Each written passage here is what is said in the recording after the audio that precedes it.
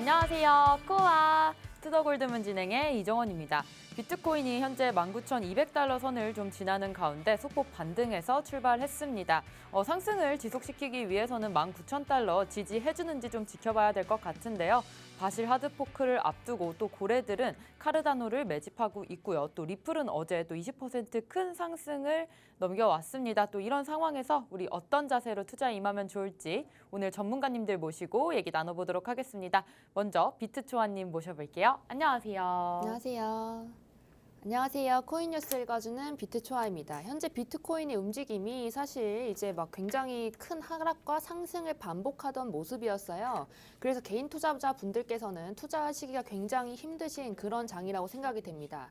특히나 새벽 3시쯤에 항상 좀 떨어져 주고 그리고 나서 반등을 해주고 있기 때문에 우리가 보는 아침 시간대는 계속 이제 올라주는 모습을 보면서 찐 반등인가요? 라는 질문을 굉장히 많이 하세요. 그런데 지금 생각해 보시면 10% 정도의 강한 하락에 상승분으로 올라가고 있다고 생각을 하시면 좋을 것 같습니다. 그리고 제가 리플이랑 이제 그 전에 말씀드렸던 코인들 상승세가 굉장히 좋아요. 그래서 이제 매매 타점은 또 어떨 때 잡아야 하는지 그리고 이렇게 올라갈 때일수록 오히려 매수가 어렵다는 말씀 많이 하시죠. 그래서 오늘 이제 방송 챙겨 가시면서 어떨 때 매수하고 매도해야 하는지 그리고 어떤 시장인지를 같이 보시면 좋을 것 같습니다.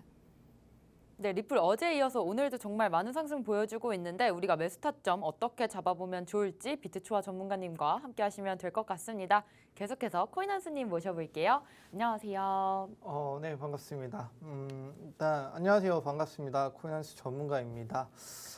일단 뭐 어제 전체적인 시장 반등이 좀 있었죠. 근데 제가 그 전에 한번 말씀을 드린 것 같아요. 제가 FOMC 전에 전체적인 하락이 있으면은 FOMC가 끝난 이후에는 그래도 시장이 반등을 해준다라는 말씀을 드렸는데 딱 FOMC 끝나고 나서 어제 그 반등하는 모습을 확인할 수 있었다라고 좀 볼 수 있을 것 같아요. 자, 이게 뭐 제가 뭐 그냥 아무 뭐 하락했기 때문에 오른다라고 말씀을 드리는 게 아니라 그 전에 분석했던 것처럼 기존에 여러 차례 FOMC 전에 그런 기류가 있었다라면은 반드시 FOMC가 끝나고 나서 그에 반대되는 방향성을 보여줬다라는 걸 제가 말씀을 드렸죠.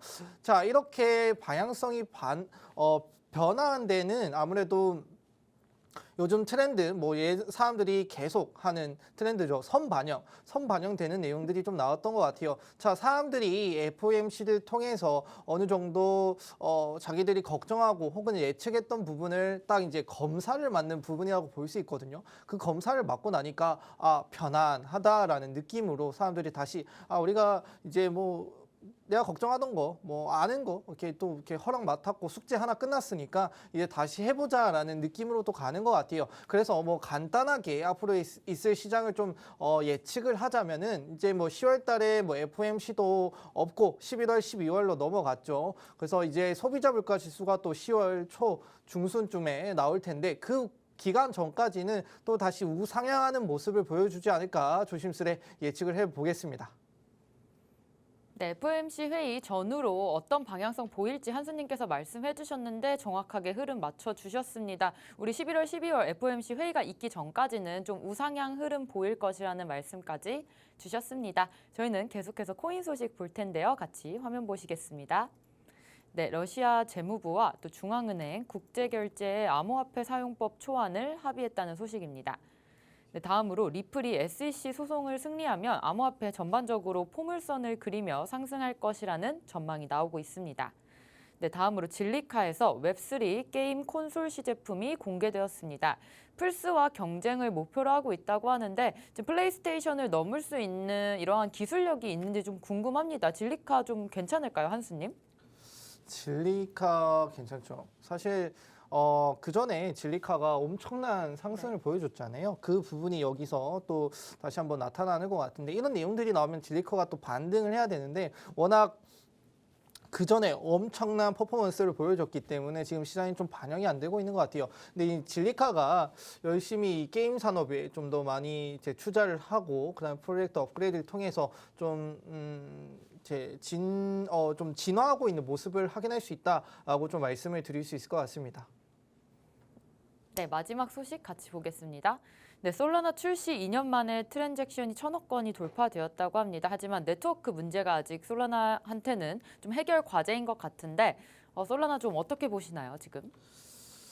일단 솔라나 같은 경우도 사실 워낙 이렇게 내용이 많았죠. 워낙 내용이 많았기 때문에 뭐 그 전에부터 솔라나가 잘 간다 싶으면 갑자기 뭐 해킹 사건부터 해서 갑자기 뭐 서버가 갑자기 터지거나 그건 뭐 네트워크 불안정의 모습을 좀 많이 보여줬어요. 자, 솔라나 뭐 근본 코인이죠. 뭐 다른 웬만한 뭐 이제 코인을 평가하는 사이트나 웬만한 사람들한테 솔라나가 어떤지 물어본다라면 다 솔라나 좋다라고 하는 사람들이 대부분일 것입니다. 그만큼 이제 뭐 전체적인 인지도나 그다음에 뭐 그런 퍼포먼스, 그다음에 이런 기능 이런 부분에서는 열심히 좋은 종목을 보여주고 있는데 이 네트워크 개선부터가 좀 시급해 보인다. 사람들이 이 솔라나를 통해서 뭐 NFT든 뭐 이런 메인넷을 통해서든 열심히 활용을 하고 있는데 그 부분에서 이 네트워크 불안정이 개선이 되지 않는다라면 앞으로의 솔라나 가격 상승이 조금 힘들 수도 있다. 그래서 솔라나 이 업체 측에서는 좀 더 많은 시간과 그다음에 노력, 그다음에 이 업그레이드 할 필요가 있다라고 말씀을 드리도록 하겠습니다. 네, 이렇게 오늘 코인 소식 코인한수님과 같이 알아봤습니다. 항상 시장에 어떤 이슈와 호재들이 있는지 저희 투더골드문과 함께 해주시면 좋을 것 같습니다. 저희는 썰전 코너 이어갈 텐데요. 오늘 주제 바로 애매모호한 시장 흐름의 방향성 분석에 대해서 좀 얘기 나눠보도록 하겠습니다. FOMC 회의 금리 인상 결과 발표가 나오고 롱 포지션을 잡았던 물량들이 조금 청산되는 모습이 많이 보이면서 좀 하락을 했던 것 같습니다. 어떠한 의도 때문이었을지 좀 궁금하실 것 같은데 이 부분 초안님께서 좀 설명해 주시죠.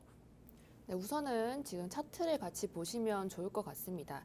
자, 우선 우리가 확인해 봐야 되는 게 1시간봉으로 볼게요. 여기서는 왜 강한 상승이 나왔는지 같이 좀 체킹을 해 보실 겁니다. 자, 이때 이제 강한 상승이 나왔던 이유는 이제 아시다시피 이때 금리 인상을 75bp를 했습니다, 여러분.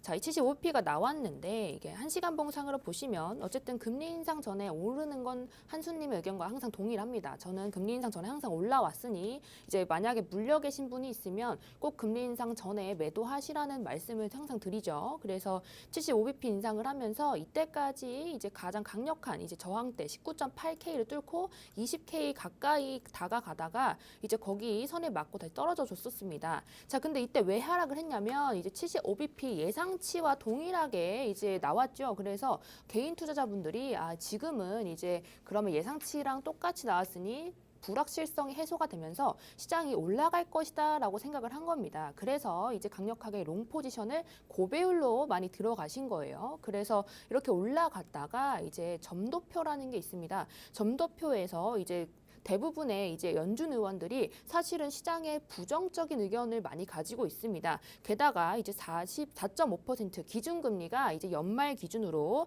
4.5%가 적당하다는 이야기를 좀 했습니다. 현재 이제 미국의 기준금리가 3.75잖아요. 그래서 이런 상태라면 75bp를 한 번 더 인상을 하고 그 뒤에 50bp를 인상을 하면서 강한 이제 그런 기준을 지속적으로 가져갈 가능성이 크다는 것을 의미합니다. 게다가 이제 그 다음 연도까지도 쉽게 금리 인하를 하지 않을 것이라는 강력한 의견이 담긴 점도표가 나왔습니다. 여기서 점도표가 뭐냐면 이제 개개인의 의원마다 본인들의 의견을 점으로 찍어서 표현하는 지도 같은 겁니다. 근데 그 점도표가 너무 좋지 않게 나왔기 때문에 실질적으로 이제 금리가 이제 떨어질 거란 기대가 있었는데 그것이 사실 어렵다는 것을 이제 많이들 깨달으신 겁니다.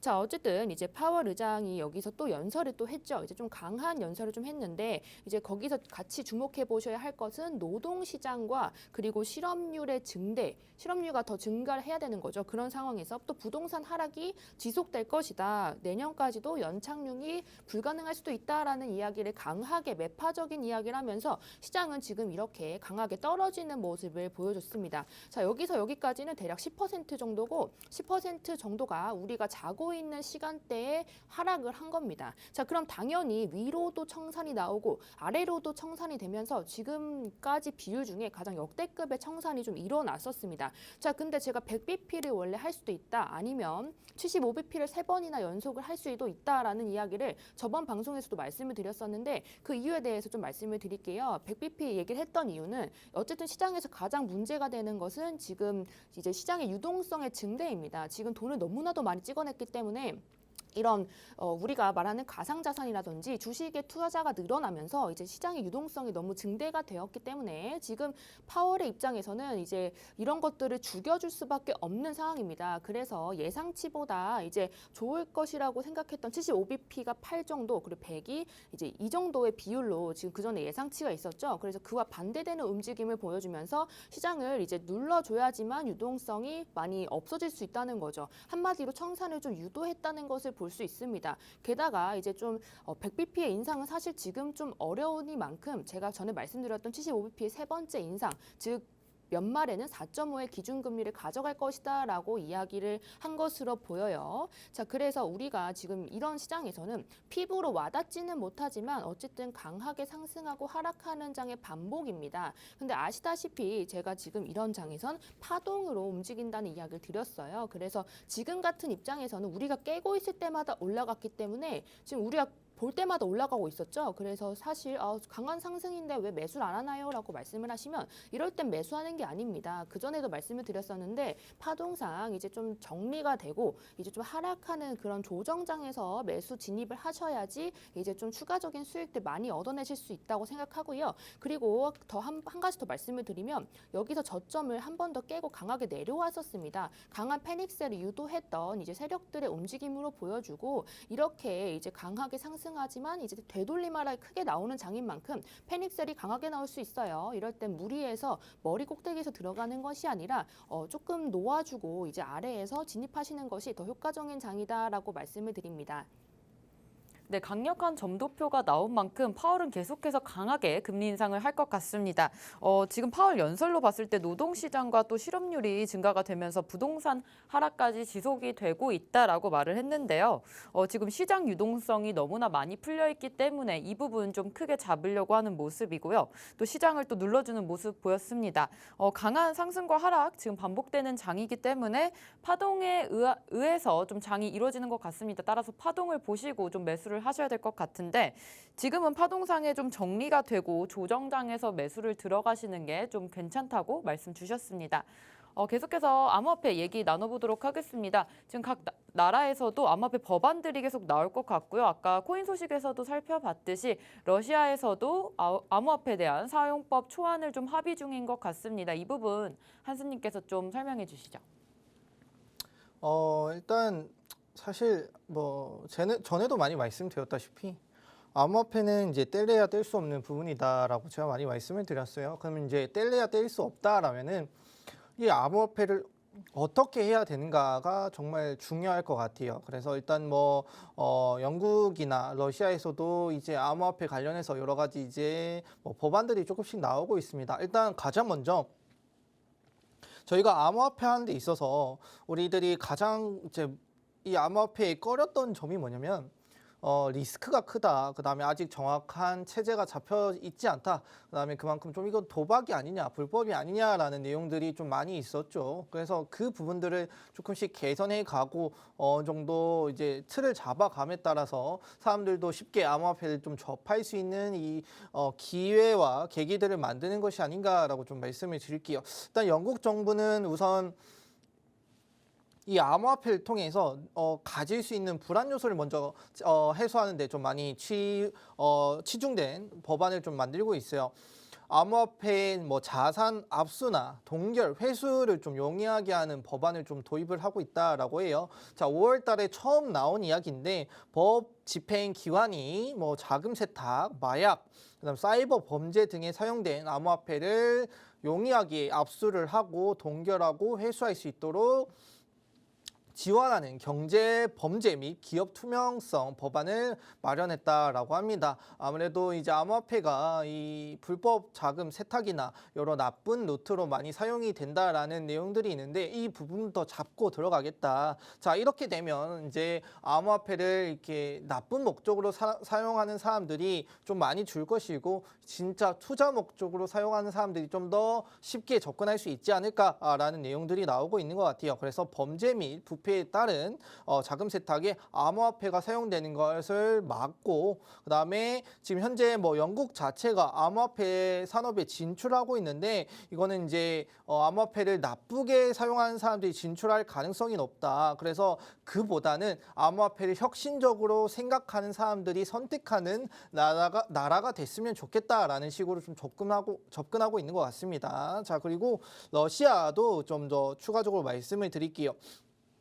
자, 러시아 같은 경우는 옛날부터 뭐 암호화폐를 사용한다 만다 뭐 이런 내용들이 많았죠. 그래서 푸틴이 직접 나서서 너희들 좀 잘 조율해서 암호화폐 어떻게 잘 사용할 수 있도록 해보자라는 내용들이 많이 나오고 있었는데 최근에도 좀 나왔습니다. 자, 러시아와 이 러시아 재무부와 중앙은행이 국제 무역 결제에서 비트코인과 암호화폐 사용을 허용하는 법안을 초안에 합의했다라고 해요. 일단 합의가 정말 중요한 내용입니다. 해당 법안은 어떻게 암호화폐를 구매할지, 암호화폐로 할 수 있는 것, 국가 간 결제 시 가능한 방법과 불가능한 경우를 규정하고 있다라고 해요. 합의는 이제 서방의 경제 제재를 받는 상황에서 러시아가 비트코인과 암호화폐를 사용하지 않고 국제 무역을 수행하기 불가능하다라는 옛날에 보고서가 있었거든요. 그 보고서를 토대로 이런 내용들이 나왔다. 그리고 다만 이제 러시아 중앙은행은 암호화폐 거래소 합법화와 러시아 내 암호화폐 결제 등은 여전히 반대하고 있는 입장이다라고 해요. 미국 이제 달러화가 이제 뭐 킹달러라고 하는데 이 패권에서 벗어나기 위해서 비트코인 채굴에 사용되는 채굴의 사용과 적극적인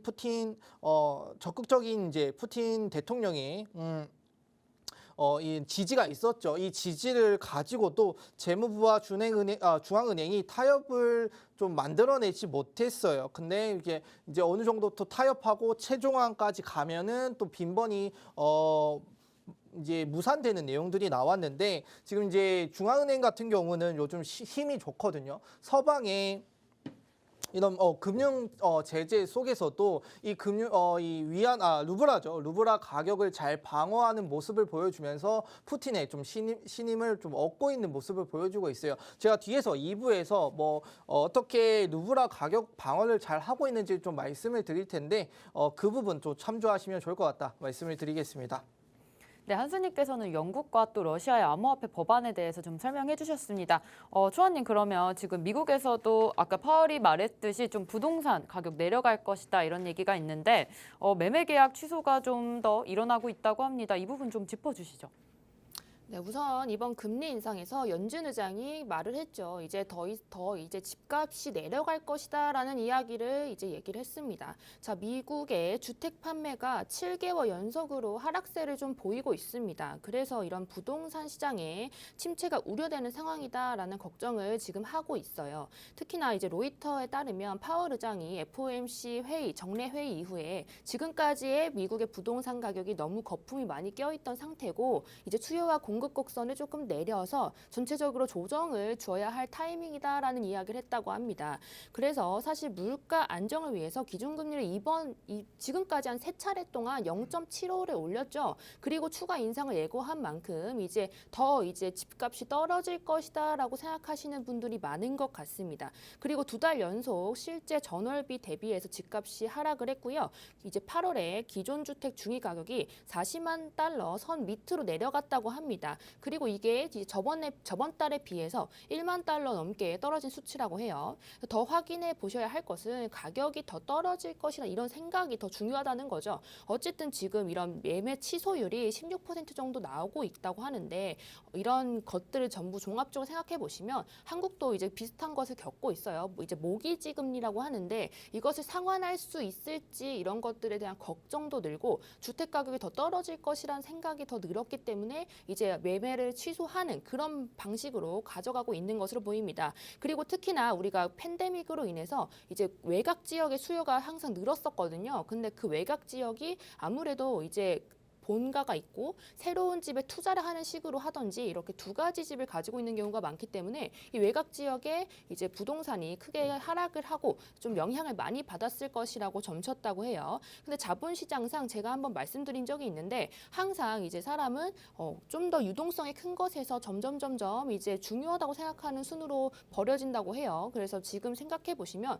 이 가상화폐나 이제 주식 같은 우리가 손해지지 않는 그런 자산에서 어쨌든 나중에는 실물 자산으로 넘어가는 이런 사이클을 많이 보여주는데 그중에서도 부동산은 가장 마지막에 있는 단계입니다. 그래서 이런 자본시장의 사이클 상으로 항상 주목해봐야 할 그런 시점이라고 생각이 되고요. 이제 그런 하락과 상승장 사이에서 지금 어떤 장인지 궁금하신 분들 많을 건데 이 전체적인 종합적으로 생각을 해서 이 사이클을 생각하시면 매매하실 때 도움이 되실 것이라 생각합니다. 네, 미국 주택 또 판매 계약이 또 7개월 정도 연속 하락되고 있습니다. 매매 취소율도 한 16% 정도까지 오른 것 같은데요. 한국도 지금 모기지 금리를 상환할 수가 있을지가 좀 키포인트가 될 것 같습니다. 많은 분들이 금리가 오르면서 또 영끌족이라고 하죠. 이런 분들이 많이 힘들어질 수도 있을 텐데요. 따라서 매매가 좀 취소되고 있고 지금 현재 자본시장 사이클에서 좀 중요한 시점이기 때문에 우리가 이런 타점 좀 잘 잡아보셨으면 좋겠습니다. 계속해서 우리 리플 얘기 계속 나눠볼 건데요. 리플이 어제와 같이 또 오늘도 많이 오르고 있습니다. 리플이 아무래도 좀 장을 이끄는 것 같습니다. 리플이 오르면서 다른 알트코인도 좀 빨간 흐름 보이고 있습니다. 한수님 좀 설명해 주시죠. 네. 일단은 뭐 리플 같은 경우는 전에 제가 한번 뭐 SEC와 이 리플의 소송 관계 관련해서도 한번 말씀을 드린 것 같아요. 우리는 일단 리플의 승리를 꼭 바라야 된다라고 말씀을 드렸는데 그 이유가 아무래도 일단은 리플이 이제 지기 시작하면은 SEC가 또 다른 코인들도 딴지를 걸면서 또 들어올 텐데 자, 뭐 이렇게 뭐 게리 겐슬러가 최근에 뭐 POS를 뭐 제재를 들어가겠다라는 뭐 이런 내용들도 나왔었어요. 그런 내용들이 나오니까 또 시장이 어떻게 됐나요? 사람들이 이거 POS도 제재 들어오는 거 아니야? 또 딴지 들어오는 거 아니야?라고 이렇게 생각을 하죠. 그러면 저희 같은 이제 투자자들은 또 갑자기 겁먹고 좀 불안하기 시작을 합니다. 자, 그게 또 어떻게 이어지냐면 매도로 또 이어지는 모습을 확인할 수 있죠. 그래서 이렇게 영향력 있는 사람들의 한마디 한마디가 시장에 주는 내용들이 많은데 이 게리 겐슬러, SEC의 내용도 똑같을 거라 좀 말씀을 드릴게요. 그래서 SEC가 이렇게 뭐 리플을 딴지를 걸고 있는데 리플이 잘 버텨줘서 이 소송을 이긴다라면 다른 코인들도 그 소송에서 이길 가능성이 있고 그리고 그렇게 되면 이제 SEC가 뭐 또 암호화폐를 가지고 딴지를 걸 수 있는 확률도 좀 떨어질 테니까 다른 알트들도 좀 마음 놓고 투자를 할 수 있고 우리가 눈치를 안 봐도 되는 경우가 나오지 않을까라는 걸 좀 말씀을 드릴 수 있을 것 같아요. 그래서 이제 리플이 만약에 이번에 SEC와의 소송에서 승소하면은 암호화폐의 전반적인 포물선 상승이 될 것이다라는 뭐 이런 뭐 저만의 생각이 아니고요. 뭐 이제 여러 가지 분석가들도 그렇게 생각을 하고 있는 것 같아요. 그래서 리플의 승리는 암호화폐 산업 전체에 결정적인 영향을 줄 것이다. 법원이 리플의 손을 들어주는 판결을 내린다라면 리플 가격이 급등할 것이다라고 보고 있어요. 지금 이제 약식 판결로 인해서 뭐 이제 짜제주고래한 거 다 자르고 서로에게 딱 맞는지 아닌지만 딱 판단을 해가지고 우리가 그거 가지고 판결을 하겠다. 그다음에 그 판결은 제가 말씀을 드렸죠. 아마 올해에 끝나기는 조금 힘들다. 그 전에 이제 어느 정도 프로세스가 있기 때문에 올해 끝내기는 힘들겠지만 내년 초 정도에는 어느 정도 결말이 나올 것이고 그에 의해서 지금 사람들이 지금 뭐 전체적인 또 매스컴 자체가 또 리플의 좋은 쪽으로 많은 내용들이 나오고 있어요. 지금 뭐 이제 미국 상품거래위원회 의원이 또 뭐 최근에는 리플랩스 본사를 방문해서 또 이런저런 회의를 나눴다. 그다음에 뭐 그 전까지 있었던 리플과 SEC와의 짜질구레한 소송 자체도 다 소송은 아니요. 이슈 자체도 다 리플 쪽에 유리한 내용들이 많이 나왔다라는 걸 이제 또 한 번에 이 시장이 또 이렇게 뭔가 우리가 이제 모멘텀이라고 하죠. 뭔가 올라가줘야 되고 어떤 이 리드를 끌어줘야 될 것들이 있는데 그 리드를 끌어주는 게 이번엔 리플이지 않을까. 그 전에 이더리움이 머지 업데이트를 통해서 다른 알트코인들을 펌핑을 시켜주는 시장이었다라면 지금 시장은 이제 사람들이 주목하고 있고 그다음에 좋은 흐름으로 가고 있는 리플 자체가 여러분들 이제 다른 알트들의 펌핑을 시켜줄 수 있고 그다음에 든든하게 이끌어주는 리더의 역할이지 않을까라고 좀 말씀을 드리도록 하겠습니다. 네, 리플과 SEC의 소송에 있어서는 아무래도 리플의 승리를 좀 더 점치고 있는 것 같은데요. 리플이 지면 다른 코인들도 좀 소송에 걸릴 수 있기 때문에 이 부분은 우리가 리플 쪽을 좀 응원할 수밖에 없을 것 같습니다. 내년 초에 어쨌든 이런 재판의 결과가 나올 것 같은데 지금 현재 리드를 끌어주는 거는 이젠 이더리움 머지 업데이트가 지나고 이더리움에서 좀 리플 쪽으로 좀 옮겨간 것 같습니다. 우리 계속해서 마지막으로 좀 우리가 좀 주의 깊게 봐야 할 소식이 있다면 어떤 게 있을까요, 초아님? 네, 우선은 메타버스 섹터의 지금 토지 거래량이 2021년의 고점 대비해서 약 98%가 하락했다고 합니다. 이제 고점이라고 하면 2021년 11월인데 이때 기준으로 800만 달러를 상회하던 이제 메타버스 토지가 지금 현재는 그의 98%가 하락했다는 것을 보여주죠. 우선 이제 그때가 언제였냐면 가장 고점을 달렸을 때가 미국의 돈을 많이 풀었을 때입니다. 그럼 그게 언젠가요? 피부에 와닿지 않아요? 라고 말씀하신다면 그 명품의 리셀가가 굉장히 상승했을 때가 있었어요. 그때가 이제 시장에 돈이 굉장히 많이 풀렸을 때다라고 생각하시면 좋을 것 같고 그때 당시에 이제 새로운 방식의 투자다 이런 식으로 얘기하면서 리셀이 많이 주변에 돌았었습니다. 그때가 어쨌든 가장 고점이었다라고 생각하시면 될 것 같습니다. 사실 이제 메타버스나 NFT 섹터가 어려워진 것이 뭐 코인의 하락도 있지만 이제 거기에 더불어서 이제 다양한 원인이 있죠. 그런데 가장 중요한 건 아무래도 현생의 힘듦입니다. 방금 전에 말씀드렸던 부동산이 하락을 했으니까 이제 실물 자산이 있는 것도 지키기 어렵기 때문에 어쨌든 이런 실물이 없는 내 눈에 당장 보이지 않는 것에 투자를 할 여력이 없었던 거죠. 그래서 이런 상황에서 98%가 하락한 입장이지만 어쨌든 장기적으로 보면 지금 입장은 사실 저점에 가깝습니다.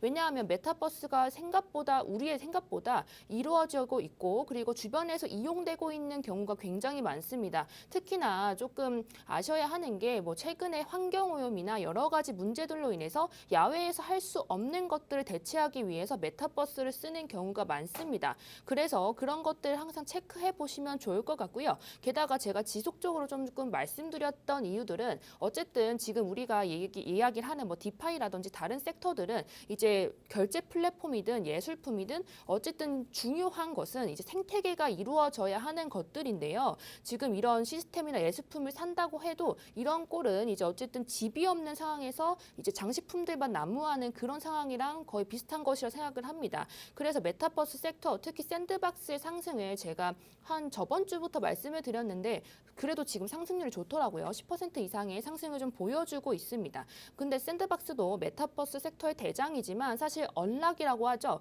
이 물량으로 인해서 사실 상승을 크게 해주지 못했고 바닥에서 매집이 굉장히 많이 되어 있는 상태입니다. 그리고 11월에 애플이랑 같이 AI 고글을 만든다고 하니 이제 좀 중장투로 생각을 하시고 저점에서 조금씩 모아가시면 이제 큰 상승 기대하실 수 있을 것 같습니다.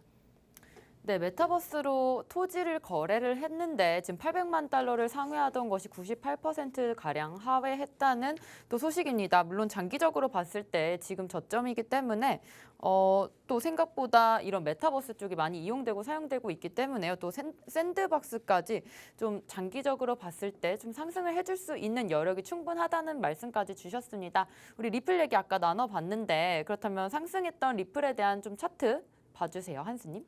예, 뭐 제가 처음에 이제 이 리플을 준비를 할 때는 사실 지금까지 이렇게 뭐 50원 정도 오르거나 그러진 않았어요. 그래서 뭐 제가 가격 공략을 할 수 있게 여러분들한테 좀 설명을 해드리자라고 준비를 해왔는데 제가 원하는 가격까지 이미 딱 왔기 때문에 더 뭐 추천을 드릴 수는 없을 것 같고 한번 더 분석을 좀 도와드리도록 하겠습니다.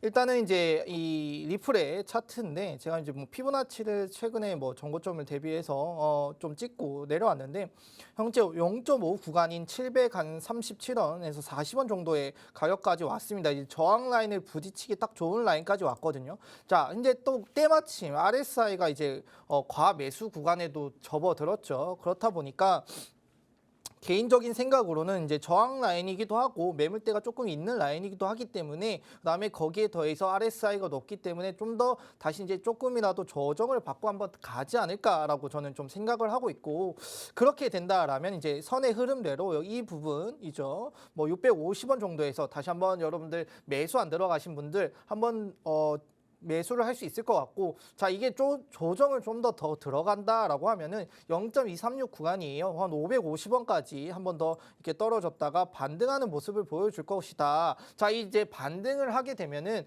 뭐 그 전 가격은 금방 쉽게 뚫을 것 같아요. 자 근데 그렇게 쉽게 뚫는다라고 하면은 이제 아무래도 이제 매물대가 있는 라인 전까지는 봐야겠죠. 그렇다 보니까 뭐 730원에서 저항을 받았기 때문에 그 윗단계 매물대를 뚫고 올라가는 단계 그다음에 그 위에 있는 매물대를 또 저항을 받을 수 있는 단계인 한 820원까지는 좀 단기적으로 보인다라는 걸 좀 말씀을 드리고 마무리하도록 하겠습니다. 네, 오늘 이렇게 애매모호한 시장 흐름 방향성 분석에 대해서 얘기 나눠봤습니다. 저희는 잠시 후에 코인스쿨로 돌아오겠습니다.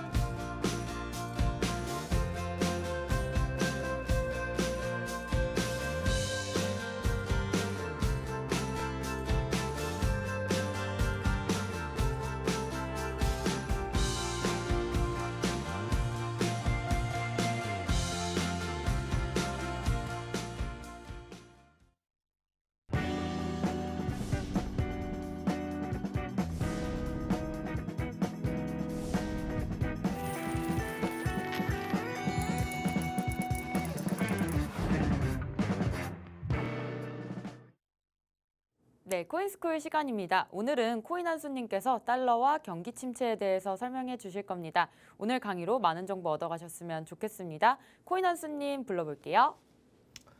네, 2부를 맡게 된 코인한스 전문가입니다. 자, 오늘은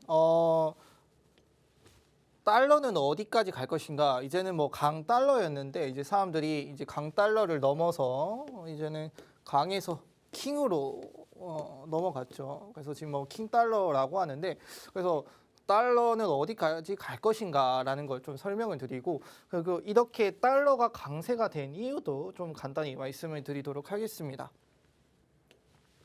자, 일단 뭐 달러에 대한 정의를 제가 가져왔는데 뭐 그냥 이제 뭐 가장 뭐 아시겠지만 많은 나라에서 쓰이는 통화이다라는 것만 되고 그다음에 이제 예전에는 이 달러를 뭐 금평가 1달러의 금평가가 1.58g이었다라고 해요. 이게 시대가 지남으로써 점점 낮아지는 이유였고 우리나라는 이제 과거에 한자 문화권에서는 달러 표시와 비슷한 한자의 불을 사용해서 관습이 있어서 달러를 불이라고 했다. 저희 뭐 많이 들어보셨을 거예요. 뭐 1불, 2불 이런 식으로 얘기를 하는 걸 봤을 텐데 똑같은 개념이다라고 생각을 하시면 됩니다. 지금 달러가 현재 이제 우리 하나로 바꿀 수 있는 1달러에 1,400원 정도 지금 이제 마의 구간이 1,400원을 넘었죠. 근데 어제 저 1,413원까지 넘어서면서 FOMC가 끝난 다음에 이 킹달러가 진짜 실현이 되는 모습. 그 전에는 일단 1,400원 최대한 이거는 뚫지 말자. 이거 뚫으면 우리나라 더 적자 난다라고 하면서 좀 뭐 시장에서 어느 정도 압력을 통해서 좀 조절하는 모습을 보여줬는데 결국엔 이제 FOMC가 끝나고 나서 이 조절도 무색하게 올라가는 모습을 확인할 수 있습니다. 자, 이 달러 제가 그 전에 한번 달러를 통해서 달러가 혹은 이제 우리가 이 경제적 거시 경제 적으로 봤을 때 우리가 뭘 살펴봐야 되냐? 환율도 살펴봐야 되고 FOMC도 살펴봐야 되고 뭐 그다음 뭐 여러 가지 이제 GDP 이런 것도 살펴봐야 된다라고 해서 그때 이제 비트코인과 달러의 상관관계를 제가 한번 가져온 적이 있어요. 그래서 뭐 지금 이제 요 정도 여기 이 부분에서 놀고 있겠고 달러는 더 올라갔겠죠. 그런 모습인데 아무래도 뭐 완전히 대조되는 것처럼 간단히 비트코인이 고점일 때는 똑같은 차트 흐름입니다. 달러가 저점이고요. 다시 뭐 이렇게 내려왔죠. 내려와서 반등을 했는데 그럼 똑같습니다. 얘도 올라갔다가 비트코인이 떨어질 때는 달러는 올라가고 달러가 떨어진다라는 뜻은 비트코인이 올라간다라는 뜻입니다. 그래서 이 점도 똑같겠죠. 떨어졌다가 올라왔으니까 얘도 똑같이 올라갔다가 떨어지는 모습 그리고 쭉 떨어졌으니까 올라가고 그다음에 여기서 또 횡보하다가 올라가는 모습. 그럼 비트코인은 여기서 떨어져야 되는데 무조건 이제 뭐 100% 맞는 상관관계가 아니기 때문에 얼추 비슷하게 흘러간다라는 정도만 알아두시면 됩니다. 자, 이제 달러에 영향을 주는 요소를 한번 좀 체크를 하려고 해요. 자, 뭐 양적 긴축, 뭐 우리나라에서는 양적 긴축을 안 쓰니까 양적 긴축이 좀 생소하실 수도 있는데 그 부분은 좀 뒤에서 말씀을 드리고 이제 경기 침체도 이 두 가지가 아무래도 지금 이제 이 달러를 강하게 만드는 우리나라의 원화를 낮추는 모습이지 않을까라는 걸 좀 생각을 해봤습니다. 자, 이 양적 긴축부터 좀 알고 먼저 가겠습니다. 자, 양적 긴축이라고 하는 거는 이제 중앙은행이죠. 이제 패드가 은행권에게 반강제로 돈을 빼내는 일로 금리 인상을 통한 긴축 효과가 크지 않을 때 쓰는 방식을 말한다라고 해요. 양적 긴축은 뭐 이런 어떤 수석 이코노미스트가 제안한 인플레이션 억제를 위한 새로운 접근법이라고 하는데 이걸 강력하게 지금 이제 패드 입장에서는 좀 쓰고 있는 부분입니다. 자, 그래서 이 양적 긴축이 언제 되냐라는 걸 봐야 되는데 지금 이제 미국 자체가 연준에서 긴축 정책을 하고 있잖아요. 그래서 이제 긴축 정책에도 순서가 있습니다. 첫 번째 테이퍼링, 두 번째 금리 인상을 하고요. 그다음에 세 번째 이 양적 긴축을 통해서 진행이 되는데 자, 이 테이퍼링도 긴축 정책의 단계인데 이건 이제 긴축이라기보다는 양적 완화 정책을 축소한다. 자, 양적 완화라고 하는 거는 이제 많이 들어보셨을 거예요. 여태까지 이제 뭐 코로나나 경기가 나쁠 때 사람들이 돈을 못 벌 때 실업률이 높을 때 그다음에 전체적인 뭐 GDP 생산 능력도 떨어질 때 그럼 나라에서는 그 사람들을 부양을 하기 위해서 뭐 돈을 퍼주잖아요. 뭐 우리나라로 예를 치면 이제 코로나 지원금 같은 것들 그거 이제 나라에서 돈 뽑아가지고 여러분들한테 주는 건데 그 내용들이 계속 뭐 어느 정도 올해는 이 정도 뽑겠다. 그 내년에 이 정도 뽑겠다라고 하던 거를 이제 테이퍼링이 들어가면서 이 부분을 이렇게 좀 낮추는 모습. 그래서 이거의 과정이 이제 테이퍼링이다라고 생각을 하시면 되고요. 그다음에 우리가 뭐 다 아시는 금리 인상, 뭐 금리 이제 이자율이라고 하죠. 뒤에서 말씀을 드리겠지만 이자율과 양적 긴축으로 넘어간다 말씀을 드리겠습니다. 자, 앞에 말씀드린 이건 긴축이라고 돼 있는데 이거 좀 쉽게 이게 양적 완화의 금액이라고 생각을 하시면 됩니다. 여태까지 패드가 여태까지 나라에 계속 돈을 찍어냈다. 얼마나 찍어냈는지를 확인할 수 있는 부분이거든요. 자, 2003년부터 뭐 어느 정도 좀 일정하게 찍어냈다가 갑자기 이제 9년부터 엄청난 상승을 보여주는 찍어냄을 보여줬죠. 그리고 이때 코로나 시기입니다. 코로나 시기에는 더 많은 상승률을 보여주면서 패드가 진짜 이 코로나 시기에 모두가 힘드니까 달러를 많이 뽑아냄으로써 이렇게 자기들이 가지는 총자산을 늘렸구나라는 거이죠.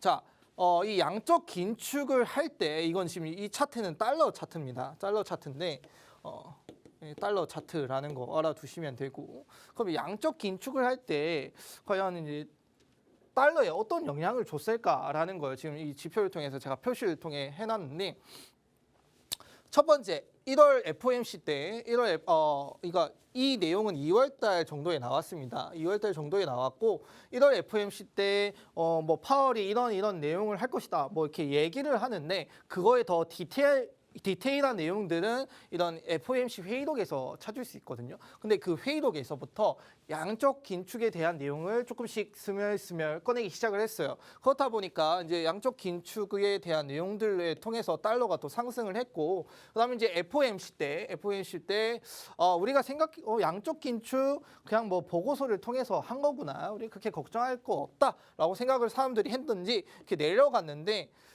근데 FOMC 때 다시 이제 파월이 이제 우리 3월부터 양적 긴축을 진행을 하겠다. 양적 긴축을 진행한다라고 하니까 또 달러를 올라가죠. 그다음에 또 이제 희한하게 FOMC 시작 전에는 그 양적 긴축 6월 달부터 시작한다 했는데 또 6월 달 시작하기 전에 다시 떨어져요. 이게 또 상승이 있으니까 하락이 있는 것처럼 이 부분에 똑같이 나오고 있습니다. 그래서 6월 달부터 긴축이 본격적으로 진행이 됐고 6월 달과 9월 달에 뭐 어느 정도 가격이 정해져 있겠지만 9월 달에 더 많은 긴축이 하는 걸 좀 예고를 해놓은 상태죠. 진행을 하고 있기도 하고요. 그래서 6월 달에 이제 양적 긴축한다니까 또다시 달러가 올라가는 모습. 그리고 9월 달에 양적 긴축하던 거를 더 많이 늘려가지고 이제 늘리니까 달러가 또 올라가는 모습을 확인할 수 있다라는 거. 자, 기준금리 앞에 말씀을 드렸잖아요. 뭐 기준금리 뭐 금리나 원금에 지급되는 기간당 이자를 비율로 표시한 것인데 같은 의미로 우리 이자율이라고 한다. 사실 많은 분들이 이자율에 더 많이 이제 좀 친숙한 내용으로 알고 있을 거예요. 그래서 뭐 기준금리가 뭐야라고 하면은 그냥 이자율이라고 생각을 하시면 된다라는 거. 그래서 금리가 높다라는 뜻은 이자율이 높다라는 뜻으로 해석할 수 있다라고 알아두시면 됩니다. 자, 이 기준금리를 올리는 건 앞에 말씀드렸다시피 이제 패드의 입장이죠. 패드가 자기들이 뿌린 돈, 내가 쉽게 말하면 이건 것 같아요.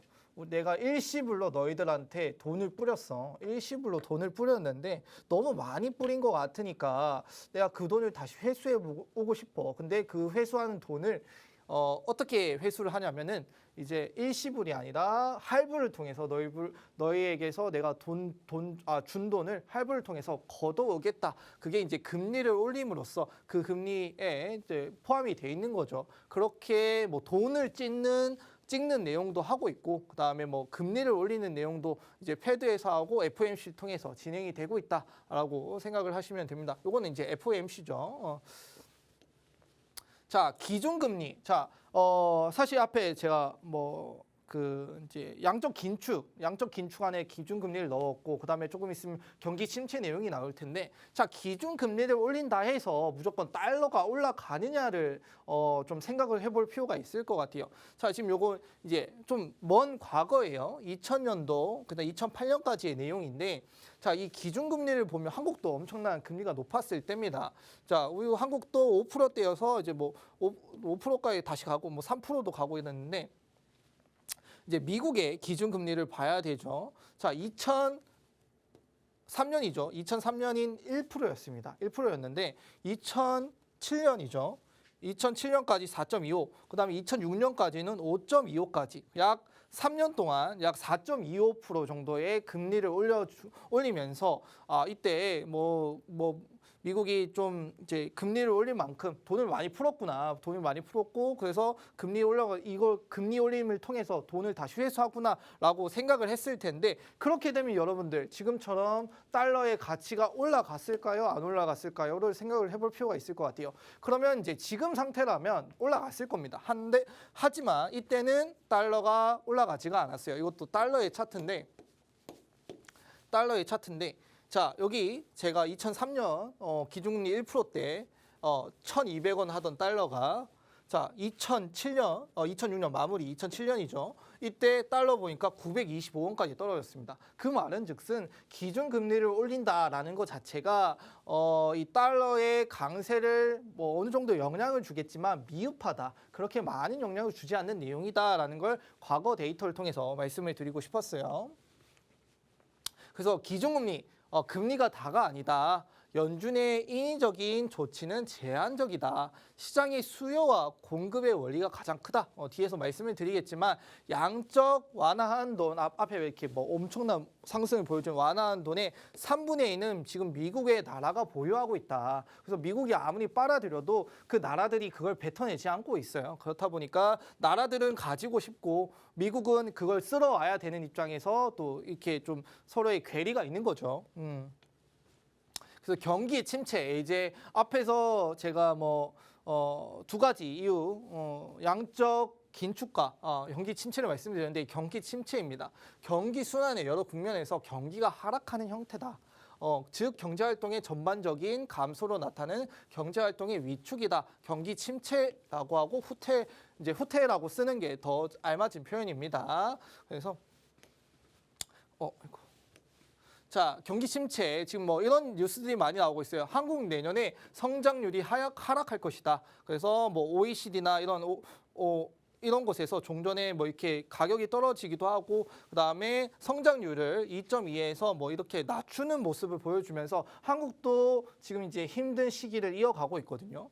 그래서 이 경기 침체가 아무래도 달러의 원화의 가치 하락에 줬을 것이다. 자, 그 말은 즉슨 달러의 가치가 올라가는 것도 있는데 원화의 가치가 떨어졌기 때문에 달러는 올라가고 원화가 상대적으로 떨어지기 때문에 이 사이에 간격이 더 벌어졌기 때문에 현재 모습이 나오고 있다라는 거죠. 그래서 원화 약세, 자급자족이 힘들다. 러시아, 중국은 상대적으로 화폐 가격 방어가 쉬웠습니다. 그 이유가 뭔가요? 에너지와 식품이 자급자족으로 해결이 가능하거든요. 자, 러시아 같은 경우 아까 제가 앞에 뉴스 말씀드렸죠. 루블라 가격 방어 잘했다. 처음에 미국이랑 이렇게 싸우고 서방의 제재를 받을 때 루블라 가격 바닥을 찍었습니다. 바닥을 찍고 왜 회복을 했냐. 니들이 없더라도 양적 긴축을 하더라도 금리 인상을 하더라도 나는 괜찮다. 어느 정도 에너지와 식품이 해결이 되기 때문에 달러로 이거를 살 필요가 없다. 그러면 달러의 중요성이 내 입장에서는 떨어졌다. 그러니까 러시아 입장에서는 달러가 그렇게 중요하지 않아.